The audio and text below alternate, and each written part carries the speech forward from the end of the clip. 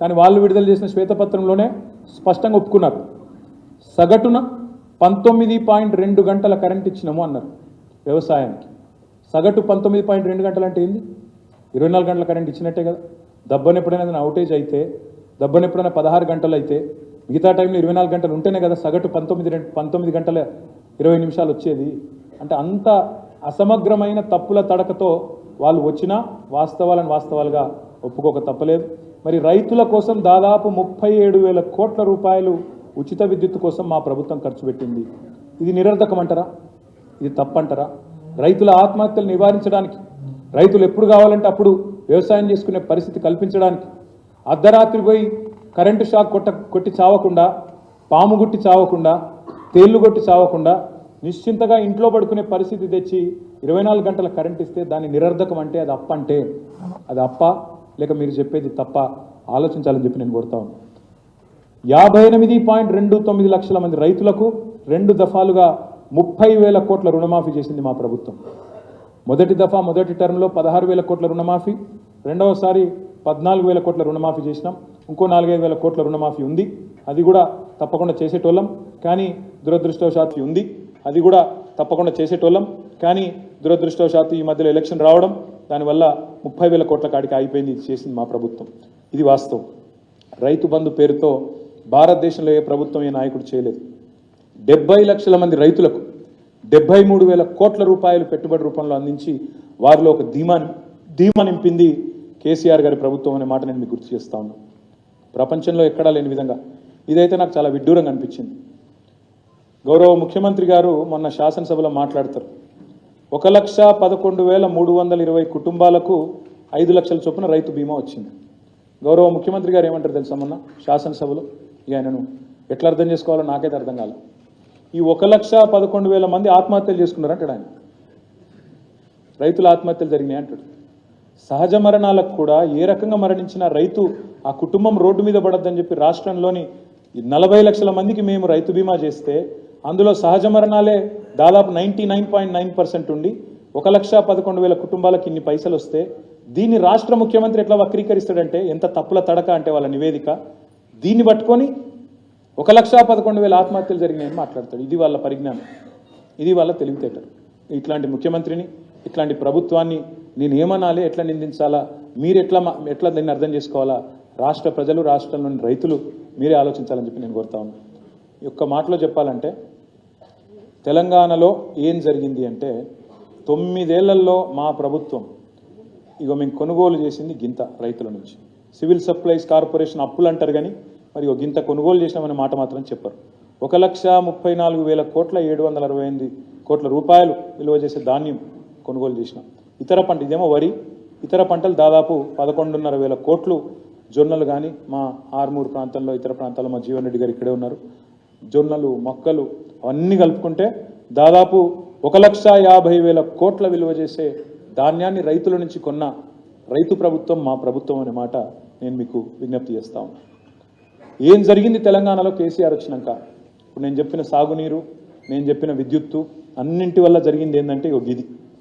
సకాలంలో ఎరువులు ఇచ్చినాం, విత్తనాలు ఇచ్చినాం, రాయితీ కింద 1,000 కోట్లు ఇచ్చినాం. వ్యవసాయ యాంత్రీకరణ కోసం దాదాపు 1,000 కోట్లు, మైక్రో ఇరిగేషన్ కోసం, డ్రిప్ ఇతరత్రా కోసం 2,236 కోట్లు. పంట నష్టపరిహారం భారతదేశంలో ఏ ప్రభుత్వం ఇవ్వలేదు, ఎకరానికి 10,000.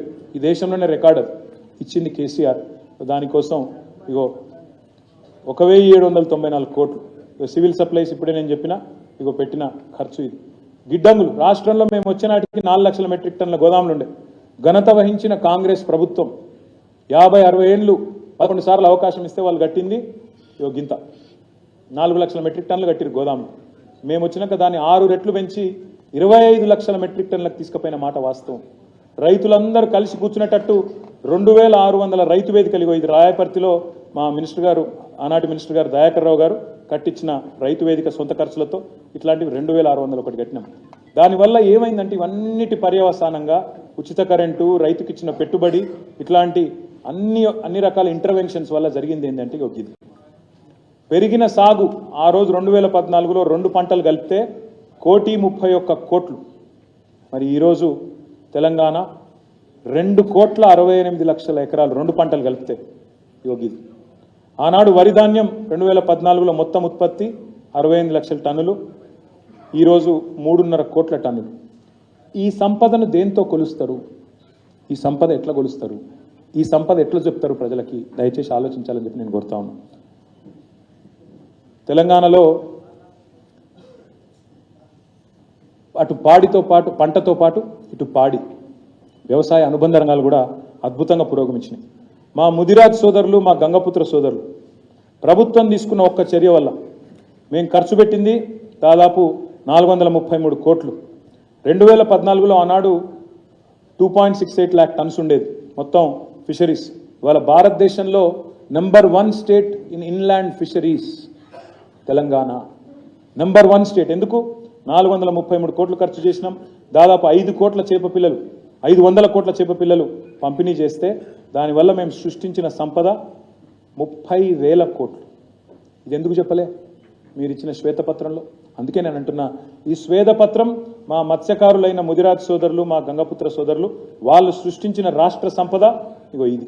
ఇగో మా గొల్ల కుర్మ సోదరులు, మా యాదవ సోదరులు, కుర్మ సోదరులు, వాళ్లకు మేము ఒక చిన్న కార్యక్రమం తీసుకొని ఎన్సిడిఎస్ ద్వారా మేము ఒక జీవ సంపద పెంచే ప్రయత్నం చేస్తే, గొర్రెల పంపిణీ చేస్తే, దానివల్ల వాళ్ళు సృష్టించింది, గులాబీ విప్లవం ద్వారా సృష్టించింది 15,000 కోట్ల సంపద. మా యాదవ సోదరులు, మా కురుమ సోదరులు దీన్ని ఎందుకు 8 లక్షల టన్నుల నుంచి 3.5 కోట్ల టన్నులకు చేరింది. మా పాడి రైతులు సృష్టించిన సంపద 4.2 మిలియన్ టన్నుల నుంచి మరి ఈరోజు 5.8 మిలియన్ టన్నులకు పెరిగింది. మీకు చేతనైతే ఈ పని చేయండి. 2014లో ఆనాడు 27,000 ఎకరాల్లో ఉండేది మరి ఆయిల్ పామ్. మేము దిగిపోయే నాటికి మొన్న 2 లక్షల ఎకరాలకు తీసుకొని పోయినాం. మేము టార్గెట్ పెట్టుకున్నాం 2025 కల్లా 20 లక్షల ఎకరాలకు తీసుకొని పోవాలా ఆయిల్ పామ్ అని చెప్పి. దమ్ముంటే చేత అయితే ఇగో ఈ పని చేయండి, చేసి రాష్ట్ర ప్రజలకు, రైతాంగానికి అండగా నిలబడండి. ఇన్ని పనులు చేసిన ప్రభుత్వాన్ని నిందిస్తూ ఈ సంపద సృష్టిని ప్రస్తావించకుండా ఏ డొల్ల రాజకీయం అయితే మీరు చేసినారో అది తప్పు అనేది రాష్ట్ర ప్రజలకి ఈ స్వేదపత్రం ద్వారా నేను వివరించే ప్రయత్నం చేస్తాను. మరి సంక్షేమం గురించి అయితే మీకు తెలుసు. సంక్షేమంలో కేసీఆర్ ప్రభుత్వం తెలంగాణ భారతదేశంలోనే ఒక స్వర్ణయుగానికి నాంది పలికింది. ఈ చిరునవ్వులకు ఎట్లా వెలగడతారు? ఈ పెద్ద వయసులో ఉండే ఈ పెద్ద మనుషుల చిరునవ్వులకు ఎట్లా వెలగడతారు? ఈ ఆస్తిని ఎట్లా కొలుస్తారు? దయచేసి మీరు ఆలోచించాలి. మరి ఆసరా పెన్షన్లు మీరు దిగిపోయినాడు 27 లక్షల మందికి ఇచ్చేది మీరు పెన్షన్లు, అది 200 రూపాయలు. మేము 19 లక్షల మందికి అదనంగా పెన్షన్లు ఇచ్చినాం. మొత్తంగా 61,000 కోట్ల పెన్షన్. ఆడపిల్లలు పెళ్లి చేయాలంటే ఇబ్బంది, ఆడపిల్లల పెళ్లి అంటేనే అప్పులపాలైపోయే పరిస్థితి. అట్లాంటిది 12 లక్షల మంది ఆడబిడ్డల పెళ్లిళ్ళు చేసిన ప్రభుత్వం మా ప్రభుత్వం. 11,743 కోట్లు ఖర్చు పెట్టినాం. నేను రాను బిడ్డో సర్కారు దవాఖానకు అనే పరిస్థితి నుంచి సర్కారు దవాఖానకి పోతా అనే పరిస్థితి తీసుకొచ్చి కేసీఆర్ కిట్లు ఇచ్చి ఇన్స్టిట్యూషనల్ డెలివరీస్ పెంచినాం. మొత్తంగా 1,500 కోట్లు ఖర్చు పెట్టాం. ఎస్సీ, ఎస్టీ, బీసీ, మైనారిటీ అన్ని అణగారిన వర్గాల సంక్షేమం కోసం 1,000 కోట్ల రూపాయలు ఖర్చు పెట్టినాం. ఇదేది కనబడలేదు మీరు మొన్న చెప్పిన శ్వేతపత్రంలో. ఇదేది చెప్పరు మీరు. దళితుల కోసం పెట్టిన 92,640 కోట్లు చెప్పరు. ఎస్టీల కోసం పెట్టిన 43,936 కోట్లు చెప్పరు. బీసీల కోసం పెట్టిన 45,000 కోట్లు చెప్పరు. మైనారిటీల కోసం ఖర్చు పెట్టిన 9,166 కోట్లు చెప్పరు. వికలాంగుల కోసం ఖర్చు పెట్టిన 9,166 కోట్లు చెప్పరు. వికలాంగుల కోసం ఖర్చు పెట్టిన 10,300 కోట్లు లేదు. అదేవిధంగా ఇతర చేనేతల కోసం, ఇంకా రజకుల కోసం, నాయి బ్రాహ్మణుల కోసం చేసిన ఖర్చు గురించి రేఖా మాత్రం కూడా ప్రస్తావన లేదు. దళిత గిరిజన సంక్షేమం ఇప్పుడే నేను చెప్పిన. ఇవాళ 125 అడుగుల ఎత్తున్న అంబేద్కర్ విగ్రహాన్ని పెట్టినాము. దాన్ని ఎట్లా కొలుస్తారు? ఇవాళ టీఎస్ ప్రైడ్లో దళిత పారిశ్రామికవేత్తలకు ఇచ్చిన ధీమాని ఎట్లా కొలుస్తారు? సబ్ ప్లాన్లో ఒక నిబంధన పెట్టాం. ఈ సంవత్సరం ఖర్చు కాకపోతే నిధులు వచ్చే సంవత్సరం ఖర్చు చేయాలా, రోల్ ఓవర్ చేయాలని చెప్పాం. భారతదేశంలో ఎక్కడ లేదు. దాన్ని ఎట్లా కొలుస్తారు మీరు? నేను అడుగుతా ఉన్నాను. అదేవిధంగా గిరిజన సంక్షేమం పోడు పట్టాలు ఇచ్చినాం. మన తాండాలు, గూడాలను పంచాయతీలు చేసినాం. స్వయం పాలన తీసుకొచ్చాం. 4 లక్షల ఎకరాల మీద అడవి భూముల మీద హక్కులు ఇచ్చినాం అడవి బిడ్డలకు. నగరం నడిబొడ్డున బంజారా హిల్స్లో ఆదివాసీ భవన్, బంజారా భవనాలు కట్టినాం. జోడన్ ఘాట్లో పోరాట యోధుడు కొమరం భీం పేరు మీద బ్రహ్మాండమైన మ్యూజియం పెట్టినాం. మా గౌరవనీయులు వేణుగోపాల్చారి గారు ఇక్కడే ఉన్నారు. వారికి తెలుసు, సుదీర్ఘకాలం అక్కడ పనిచేసినారు. మైనారిటీ అమ్మాయిలు ఇవాళ ఈ చిరునవ్వులకు ఎట్లా వెలగడతారు మీరు?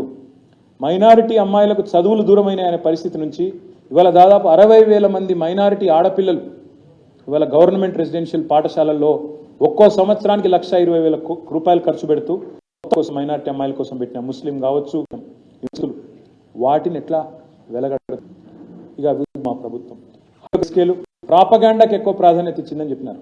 బాధాకరం ఏంటంటే మా తీసుకోలేకపోయినా అట్లాంటి పరిస్థితి. ప్రాపగాండా ఎన్నడూ మేము చేయలేదు. మాత్రమే ఖర్చు పెట్టింది, పెన్షన్ల కోసం మాత్రమే ఖర్చు